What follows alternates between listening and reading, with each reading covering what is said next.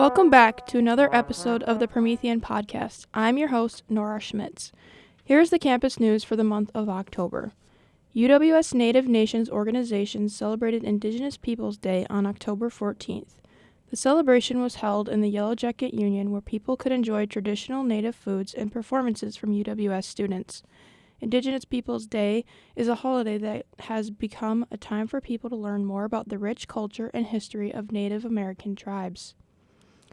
Longtime Chartwell's employee Kathy Christensen has announced her retirement. A retirement party was held for Kathy on October 10th for students and staff to say goodbye and reflect on her time at UW Superior. No matter what kind of day you were having, Kathy was always there to cheer you up. Students across the Northland had an opportunity to find career options at the annual UWS Career and Internship Fair. The fair, held on October 17th in the Yellow Jacket Union, gave students a chance to network with companies and to look for future employment and internship opportunities.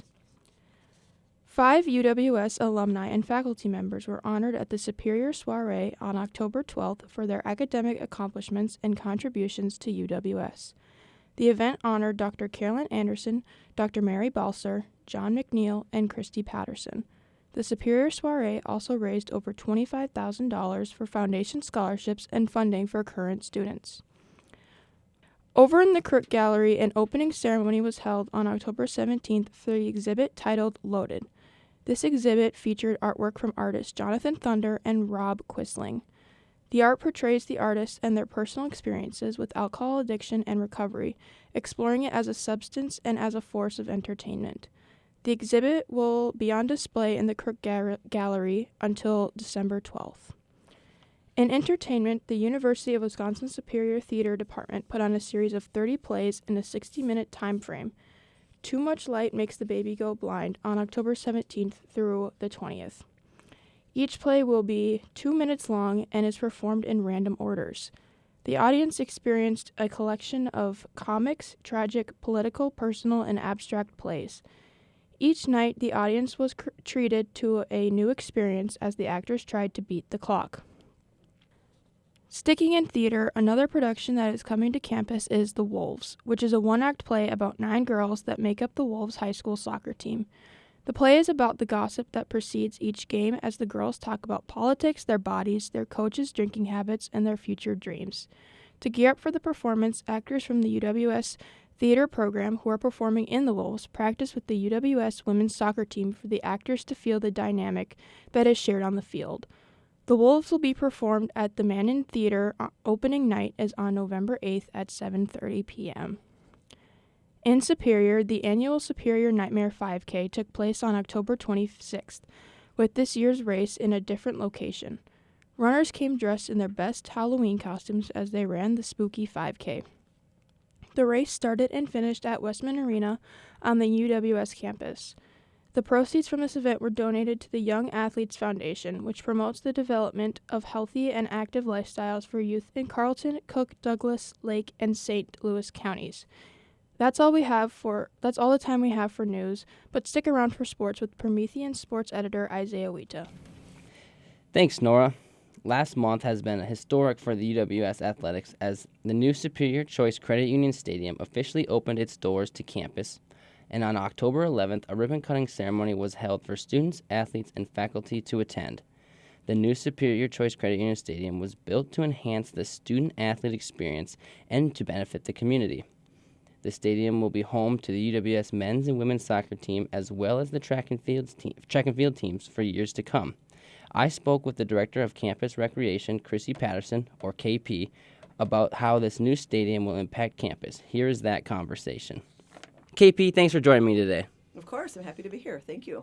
So, it's been a pretty historic month in October for the campus with the new SCCU stadium opening up. So, can you just talk a little bit about how that plan to build a new stadium kind of became into the light almost, you know what I mean, and just decided we need to have a new campus stadium? Yeah, of course. No, this has actually been a long time coming for folks from the community that have been here all their lives. Ole Haugerud Field was, a former football field, and it was also an iconic spot on our campus and in our community for decades. as we had a football program. That folded in the early 2000s, so that has been gone for a long time.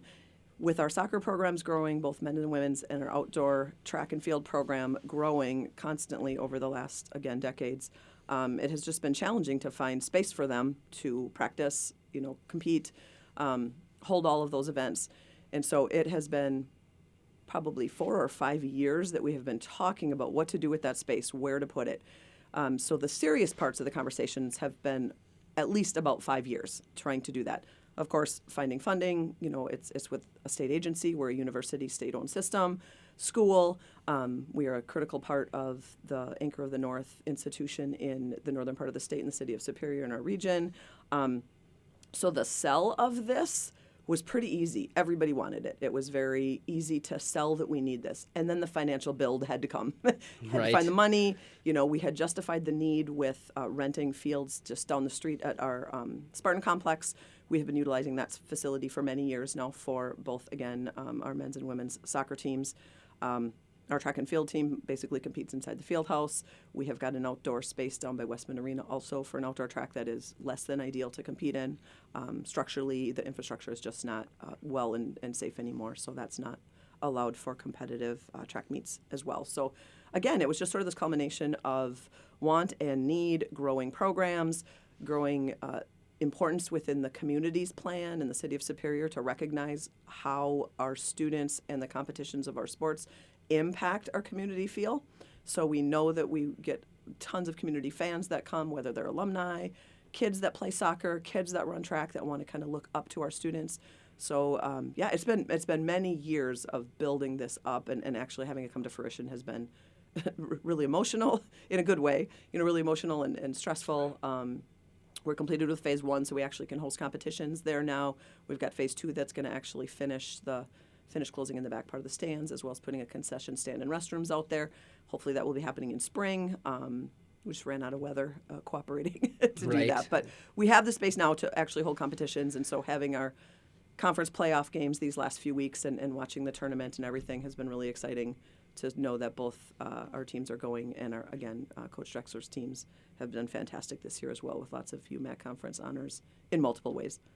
I know for me it's cool. Like when I started my career here at UWS after transferring from St. Scholastica, the field wasn't here. It was kind of an idea, like they just got announced, and I got to watch it, go from the idea to the groundbreaking, moving dirt, and then just watching it go up. Yep. And then the ribbon cutting this last month, and then watching the first game and the first championship for both the men's and women's soccer. And every time I talk to a player, they are just always like, it is so wonderful to have a place that we know is our home now. We get to go out there and play a game, and we get to see a Yellow Jacket, not a Spartan. And it's just phenomenal. And everyone I've talked to so far just loves it. And so I know the big proposal for this was to enhance the student athletes' experience. And so how does having this stadium do that for the track team now, where they can compete outdoors, and also the soccer team? Yeah, for both, pretty much the same answers. Is you sort of hit it on the head right away of just saying just the visual pride of playing on a field that's got a yellow jacket and not a Spartan head. It's black and yellow. It's not blue. So I know from the coach's perspective and the player's perspective, anytime we're getting recruits here, it is a gigantic help to say we've got our space, we've got our competitive space and our practice space.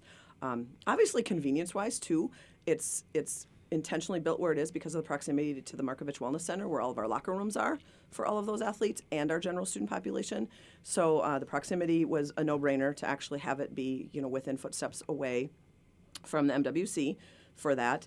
You also hit the nail on the head, Isaiah, when you said that if you talk to any students that run track, compete in cross country, compete in any of our jumps competitions, as well as our soccer programs, they are just elated with joy that we've got, again, our own space. So I think that the addition of access from both our coaches and our players' standpoint is a huge asset. Again, the visual of it actually being on campus, it kind of gives us that normal feel. A lot of other institutions have got these spaces, these outdoor spaces and stadiums and facilities on their campus. So for us to go the last few years without it, some would say would be a bummer. We are so lucky to have had the partnership with Superior High School and have them allow that. But man, is it great to have here. And again, the proximity, the pride, the joy, the ease of competition, the say that the coaches had during the build and during the last few years of the design phases, actually purchasing everything has been phenomenal. So really, it has been an all hands on deck across the campus, across the community, to just make sure this was able to happen. And you can just see the pride in our students' faces. I wish I had the number in front of me, but so many of our male and female athletes have made UMAC conference accolades this year. I think more than ever that we've had. Yeah. And so I can't say that has something to do with it, but I sure think emotionally it does. It's just that pride helps you play better, helps you be more proud, helps the team be a little more cohesive, get there all at the same time. You all go out together, you come in together, you enter the locker room and leave it together. So I think some of that camaraderie also is naturally happening now, where it didn't always have the capacity to happen when we are going off campus to practice and hold our competition. So.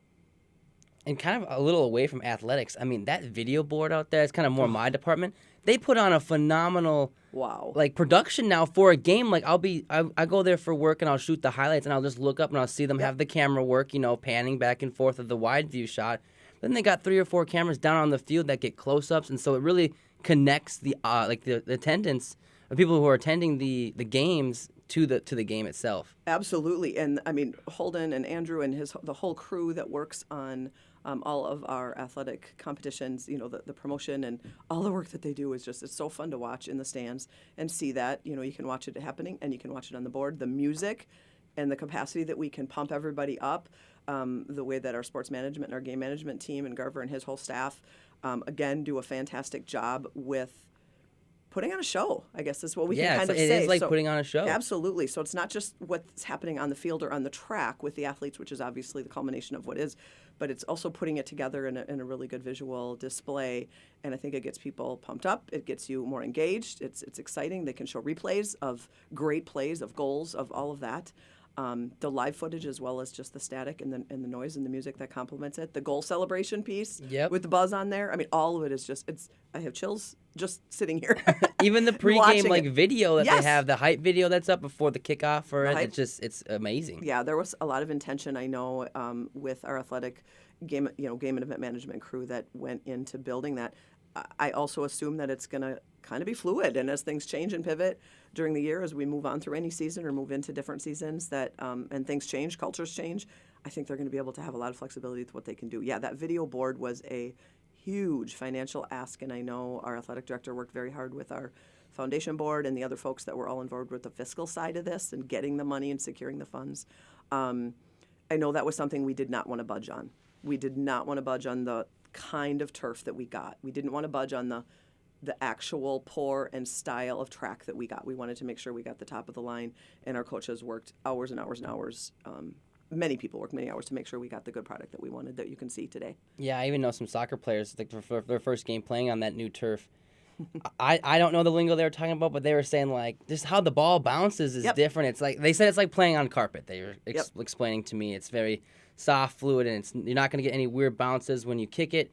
Where you want it to be placed, it's going to be placed there. And so they said it was a phenomenal job with just picking the turf for that stadium. Absolutely, and the consistency that they can now forecast when they're practicing, when Coach Mooney or Coach DeGroat are out there, they can look at that. They can practice, how it's going to bounce and how it's going to go. I know everything that as we were going into player safety was another really huge part that we talked about every single design meeting, talking about the importance of the drainage system underneath, the whole thing that's underneath. You see the green on the top, the turf. You see the maroon, of the track. Everything underneath is equally as important in going into, again, our player safety, the performance, the expectations, and just having a really, really high quality field for UW Superior. Yeah, it's amazing. It's been really fun to watch. It is. I'm like I said, I got to watch it go from an idea to reality, which has been very fun. kind of besides athletics, can other students be able to use this in the future, like maybe HHP clubs or classes, or how will this stadium be used for maybe non-athletes? Yeah, absolutely. That was a critical part, again, 4, 5, 6 years ago when some of these conversations started. We wanted to make sure that it was a facility for all students. And so that language was used multiple times in a lot of the planning meetings, the budget meetings, and the financial side of all of this. We know that the competitions and hosting competitions for our conference, as well as if it goes beyond conference play, absolutely. We know that if we've got opportunities to rent a community, that's important to say we've got this level of quality. HHP has been restructuring over the last few years and just making sure their curriculums are up to date with what's expected in the industry for teachers, all of that. So they had a voice in what we wanted to make sure this complex, entailed and what it all had. So we do know that we are going to have some of the classes go out there, and it'll probably be in late spring and or early fall. So there's different components of some of our competitive striking classes and competitions that HHP will have some classes out there. We know that we've got some sport clubs. Campus Recreation works closely with student orgs in competitions. We've got a men's soccer club right now. We know that we've got potential to grow multiple different clubs that could utilize all of the spaces out there. Lacrosse is something that's always discussed. A women's soccer club is always discussed. Again, we talked about local communities being able to rent the space and help offset some of the financial expectations of managing and maintaining it. So we do know that the community will equally be as involved. We know the track too. Lots of students are going to want to get out there just to walk, just to walk around, grab your friend. We've got an hour to kill. Not everybody likes a treadmill. Yeah, running on a treadmill Yep. is the worst. So if you Yep. go outside and run on the track, it's way better. You're You get outside. fresh air too. You know Yep. what I mean? Oh yeah, the health benefits of that also. So we already know that students are very excited. So Campus Rec is working on what those we're just going to call it open rec hours and drop-in hours are going to be. We will make sure that we're equally balancing out opportunity for all students as well as HHP getting the needs that they want. We actually prioritize all of our spaces on campus to go with academics first. We book those usually a year out with classes. That's why it's scheduling so important. Then we go with competitive athletics while they're in their season. We know that they've got off-season or postseason or preseason events as well. Campus Recreation General Intramurals, we're going to hopefully, we've already gotten spring plans for flag football as well as a soccer league to do for intramurals. Flag football would be a lot Yeah. of fun. Now you're speaking my language. Yeah, so we're hoping to do a sevens probably, and for sure at least do tournaments if we can't do like a 4-week league. We're hoping that April and May will be playable.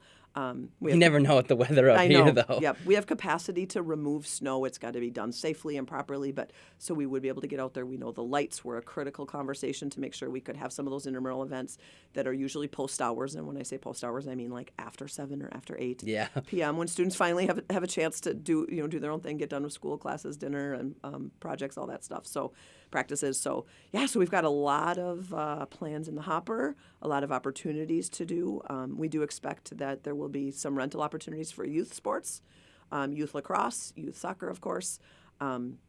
Other schools that don't necessarily have home track and during track and field season, we know we'll work closely with Glenn to make sure we'll have capacity to be able to support that so that they can come and practice. And some of that money will offset some of those student costs. Right now, we wanted to build this without a seg fee to impact our current students. Mm-hmm. We wanted to make sure that, again, it was a great project that was able to be accessible by everybody on campus that could and would and wanted to use it. And that, again, came with years and years of lots of work with sponsors and donors, fundraising, department funds, campus, state, lots. This did not happen, overnight and with any one person. It was a massive kind of collaborative effort across. I mean, like you across said, the it was a community. 5-year plan just to get it rolling, you know what I mean? So, I mean, a lot that does go into it. Kind of circling back, we talked a little bit about rec sports that might come from this new stadium, but what rec sports are already offered at UWS that students can get involved in if they're looking for something to join? Yeah, sure. So we, the rec sports program, we are trying to rebuild our club hockey program. That has been a men's program for many years, on and off. I'm going to start by saying rec sports is overseen by Campus Recreation, but we really work on the student development, student leadership side of that. So the students who want to start a let's just say a soccer club or a hockey club or a lacrosse club, they have a lot of legwork to do. There's some ownership that they gain with that. There's some leadership experiences they gain with that. They learn about budgeting. They work closely with Allison Garver and her staff in student organizations and our SUFAC program. So there's a lot of work that goes into it, but the fruition side of it is that, oh my gosh, those skills, those students are learning, they might not learn that in the classroom. They might not learn that with a job.